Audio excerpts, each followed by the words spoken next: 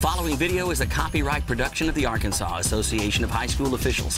Visit our website at aahso.com. The Arkansas Association of High School Officials, we're helping good officials get better. Technical assistance provided by Dax Hill, Greg Downham, Tyrone Blanks, and George Demetrio. Our video editor is Kenny Sanders. Our executive producer is Walt Coleman. I'm your host, Todd Allen. I can read the rule book 1,000 times, but it doesn't really sink in until I see it live. With Get It Right, I can see it live. GetItRightTraining.com. Enter the promo code AAHSO and let's get it right.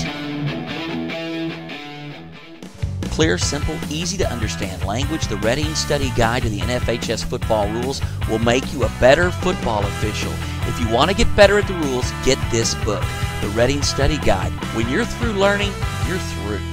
Going to do something here a little bit different than what we've done in previous videos. And the reason for this is our what we call case studies. And K is just an acronym, or CASE is just an acronym, I should say, for Crew Advanced Self-Evaluation Program. And this program, we've got several crews beta testing this, and we're receiving a lot of data. And we're analyzing this data and doing just basic continuous improvement work. And one of the things you do in continuous improvement is drill down and find root cause and establish countermeasures. And so in drilling down some of our data, what we notice is an incredibly high percentage of incorrect calls on blocks in the back. So following this data to the plays, we began to determine some root cause. And our root cause for improperly officiating plays involving blocks in the back is that we fail to recognize players when they are or are not in chase mode. So we've got these three plays that we want to look at. First two, incorrect. We call blocks in the back, and they are in fact not blocks in the back. Why? Again, root cause analysis tells us that we're failing to recognize that players are not in chase mode before the block. And then the third play we're going to look at involves a player who is in chase mode, and we do call a block in the back, and that is correct. Let's take a look at them. Start with play one. The first play that I want to look at involves this quarterback scrambling now and getting to the outside. Goal line threatened here. This is a red zone play, and the blocks that we need to look at are on the outside. There's two of them here.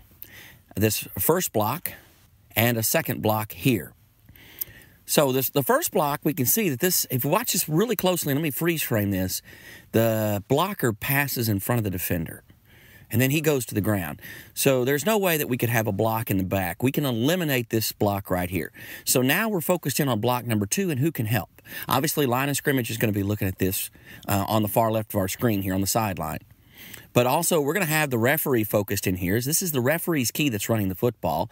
And the back judge should be working this too. This is run play. So he's at the point of attack. So we've got three shots at this.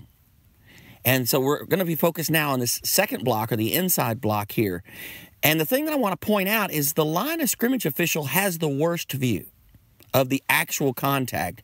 But you can see the ball carrier's in the way. This block's on the inside or behind the ball carrier. So referee, back judge, you've got the best view of this. And the question that has to be asked is this player coming from chase mode? And I think the answer to that's clearly no. Because you can see this is the blocker, and this is the block that he's going to make right here. He's head up on this defender. And we just take this now through to the contact. And again, there's no way that this is a block in the back. What we fail to recognize on the line of scrimmage is this player's not coming from chase mode. And when we fail to recognize this, this contact, if we come to it late, can trick us. But what I really want you to take away from this play is who can help. Back judge, referee. You have to ask how we got to a block in the back on this play when you're looking directly at this block and you rule nothing. So you have to have an opinion. We've got to share that opinion and work together on these plays for blocks in the back. Second play, and another play we've got a couple of looks at. The wide shot again and the end zone shot. And the end zone shot is the most telling, but I do want to put this play together with a couple of different looks. So we see we've got an interception, so now we're in reverse field or reverse mechanics, which sometimes can be a challenge. But for the outside officials, this is the exact same look, it's just the other way up the field. So basically the back judge becomes the referee in that he is trailing the play, and the referee has back judge responsibilities in that we expect him to keep the play boxed in, but out ahead. So we flip the field, And the question has to be asked now. Here's a great time to ask, chase mode. Is this player in chase mode? And this end zone shot is the best look at the contact, which occurs clearly on the side. And the back judge makes this call. So who can help? The line judge is at the top of the screen or on the far side of the field. So I think he's obviously going to be looking at this. I think that this is a block that's going to be between the line judge and the back judge. So we got to have an opinion. Can we help here? Because when we look at this as slow motion, especially when we take a look at before the impact, there is absolutely no way we can confuse this with chase mode. And this is where these plays always break down. Blocks in the back always come from chase mode. We have to see the action that occurs before.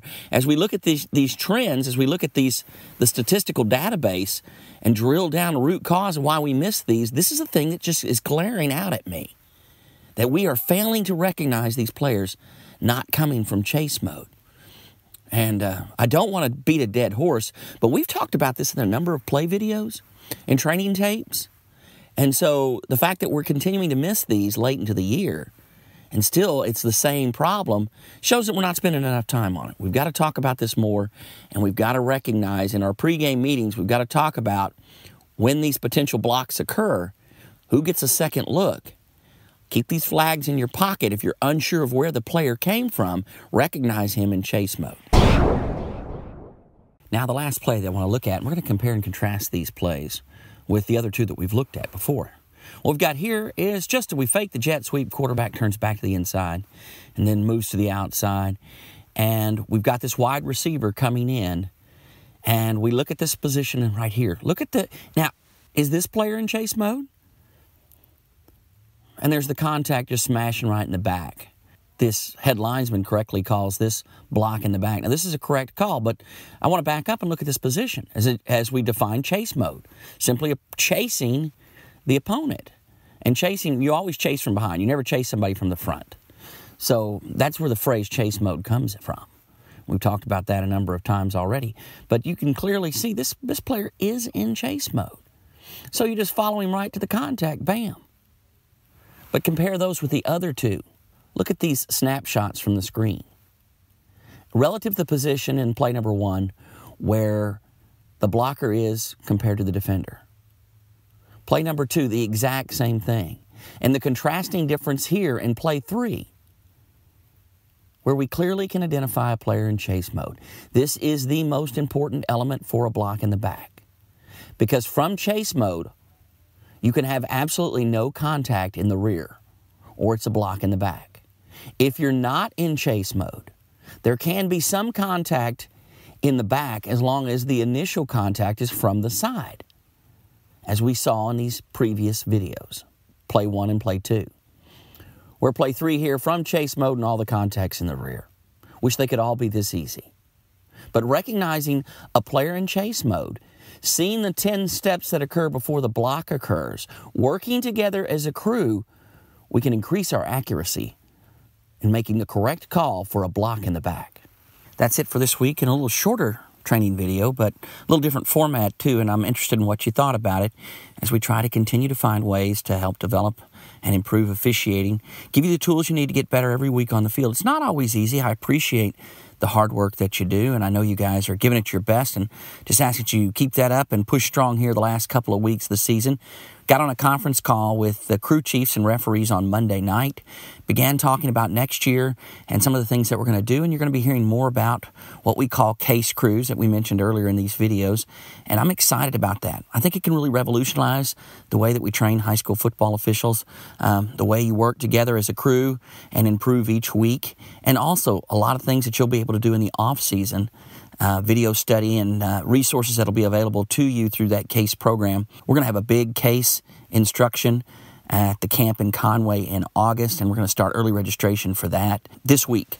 And so discounts are going to be available for that, and we'd love to see the room full of people that are interested in this case program, and also all the other things that we have going on at the August clinic. It's an all-day deal, but I know you'll have a great time. It's fun, but it's a lot of learning. And so I'm going to challenge you to come and check that out this year if you haven't. Here's my email address, todd@aahso. If you'd like to send me an email, tell me how you're using the videos or what we could do and maybe include in next week's video that might help you or your crew. Until next week, Todd Allen for the Arkansas Association of High School Officials, and I hope to see you on the field real soon.